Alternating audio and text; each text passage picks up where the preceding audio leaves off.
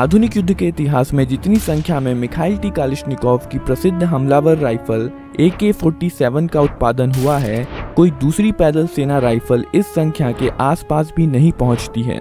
अनुमान लगाया गया है कि AK फैमिली की लगभग 10 करोड़ राइफलें 1 दर्जन से भी ज्यादा देशों द्वारा बनाई जा चुकी हैं।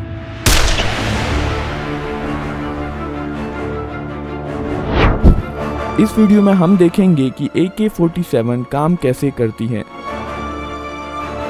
AK-47 की स्टैंडर्ड मैगजीन में 30 राउंड आ सकते हैं और ये कर्व शेप की होती है ताकि कारतूस आसानी से बैरल में जा सके।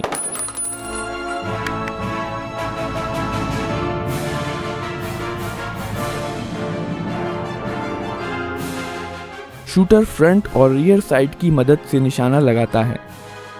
AK-47 और AKM की मैक्सिमम इफेक्टिव रेंज लगभग 400 मीटर की होती है। पहली बार फायर करने के लिए ऑपरेटर एक लोडेड मैगजीन को लगाता है,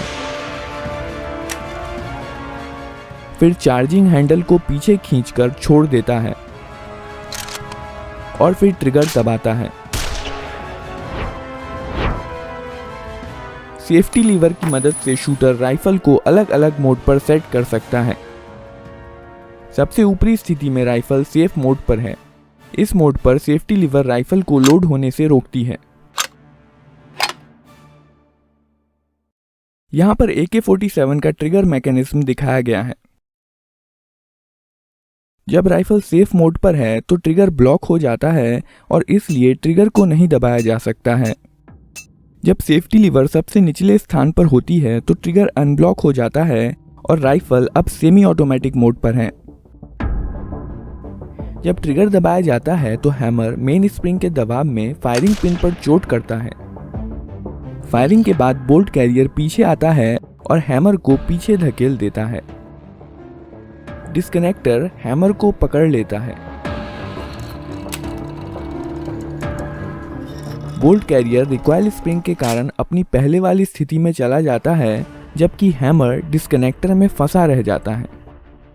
जब ट्रिगर रिलीज किया जाता है तो डिस्कनेक्टर हैमर को छोड़ देता है, पर तुरंत ही हैमर ट्रिगर में अटक जाता है और अब राइफल फिर से फायर करने के लिए तैयार है। इस प्रकार सेमी ऑटोमेटिक मोड में एक बार ट्रिगर दबाने पर राइफल एक ही राउंड फायर करती है। दूसरा राउंड फायर करने के लिए ट्रिगर को रिलीज करना जरूरी होता है। फुल्ली ऑटोमेटिक मोड में सेफ्टी लीवर बीच की स्थिति में होती है और डिस्कनेक्टर को ब्लॉक करके रखती है। इस केस में फायरिंग के बाद जब बोल्ट कैरियर हैमर को पीछे धकेलता है, डिस्कनेक्टर हैमर को नहीं पकड़ पाता है। लेकिन अगर हैमर को किसी चीज से रोका नहीं गया तो यह बोल्ट कैरियर के साथ वापस चला जाएगा। इसे रोकने के लिए ऑटो सीयर का इस्तेमाल किया जाता है। बोल्ट कैरियर के वापस लौटते समय ऑटो सीयर हैमर को रोक कर रखता है। वहीं बोल्ट कैरियर वापस लौटने के दौरान ऑटो सीयर को हैमर से डिसएंगेज कर देता है और इसलिए हैमर ऑटोमेटिकली फायरिंग पिन पर चोट कर देता है।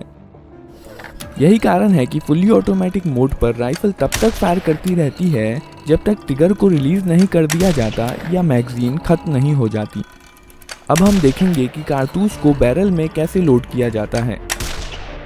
जब बोल्ट कैरियर वापस आ रहा होता है, बोल्ट जो कि बोल्ट कैरियर में रखा होता है, मैगजीन में से एक कारतूस को बैरल में धकेल देता है।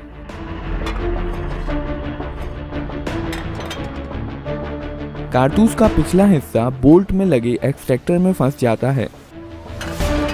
कारतूस लोड करने के बाद बोल्ट घूम जाता है ताकि इस पर बने लॉकिंग लग्स की मदद से इसे लॉक किया जा सके।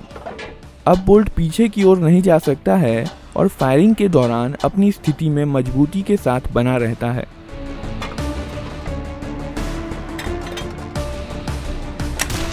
बोल्ट को बोल्ट कैरियर के अंदरूनी हिस्से में बने कैम गाइड के माध्यम से घुमाया जाता है। बोल्ट कैरियर के आगे जाने पर बोल्ट लॉक हो जाता है और पीछे आने पर वापस अनलॉक हो जाता है।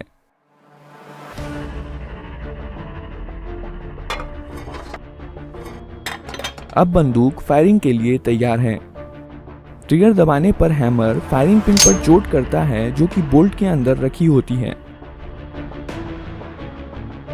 बदले में फायरिंग पिन कारतूस के प्राइमर पर चोट करती है।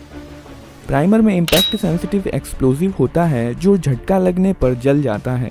इसके कारण कारतूस में रखे गन पाउडर में आग लग जाती है और बुलेट के पीछे की जगह बहुत सारी हाई प्रेशर गर्म गैसों से भर जाती है।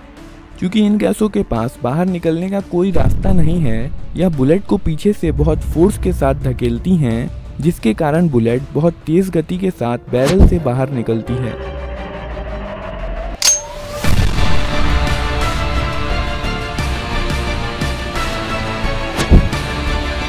यह एक्सपेंड होती हुई गैसें गैस पिस्टन को पीछे की तरफ धकेल देती हैं।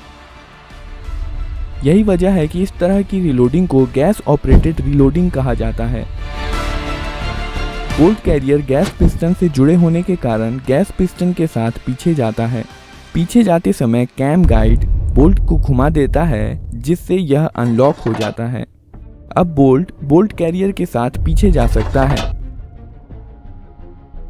खोखा एक्सट्रैक्टर की मदद से पीछे आता है और इजेक्टर इसे बाहर निकाल देता है।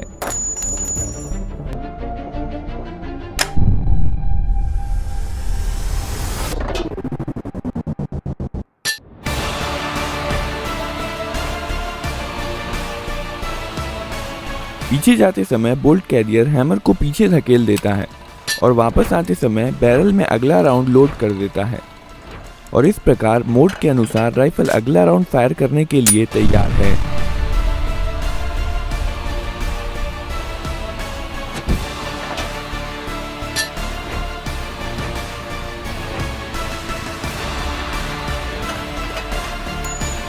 कठोर परिस्थिति में विश्वसनीयता, पश्चिमी हथियारों की तुलना में कम उत्पादन लागत, लगभग हर भौगोलिक क्षेत्र में इसकी उपलब्धता और इस्तेमाल करने में आसानी कुछ ऐसे कारण हैं कि 7 दशकों के बाद भी AK-47 और इसके वेरिएंट दुनिया की सबसे लोकप्रिय और व्यापक रूप से इस्तेमाल की जाने वाली राइफल बनी हुई है।